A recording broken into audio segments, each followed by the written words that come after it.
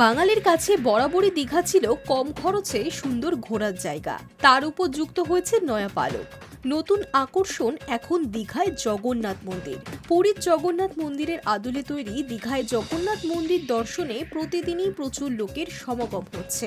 ছুটির দিনে সেই সংখ্যাটা আরও বেড়ে যাচ্ছে, কিন্তু মূল বিগ্রহের সামনে একটি মাত্র প্রণামী বাক্স। অতঃপর দীঘার মন্দিরের জন্য আরও 10টি প্রণামী বাক্স তৈরি করার বরাত দিয়েছে মন্দির কর্তৃপক্ষ। গত মাসে 30শে এপ্রিল উদ্বোধন হয়েছে দীঘায় জগন্নাথ মন্দিরের।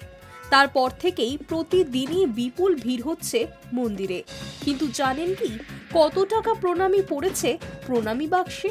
15 দিনে প্রণামীর পরিমাণ ছাড়িয়েছে 9 লক্ষ টাকা।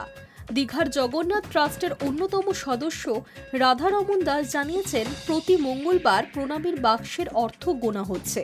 গত মঙ্গলবার এ পর্যন্ত ওই অর্থের পরিমাণ হয়েছে 9 লক্ষ টাকার কিছু বেশি। টাকা গোনার সমগ্র প্রক্রিয়া হচ্ছে সিসিটিভির নজরদারিতে।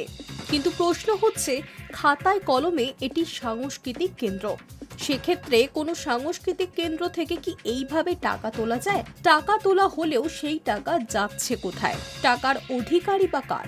ইতিমধ্যেই এই ঘটনা নিয়ে কলকাতা হাইকোর্টের দ্বারস্থ হয়েছেন বিজেপি নেতা তথা আইনজীবী Kaustav Bagchi. Hi news network.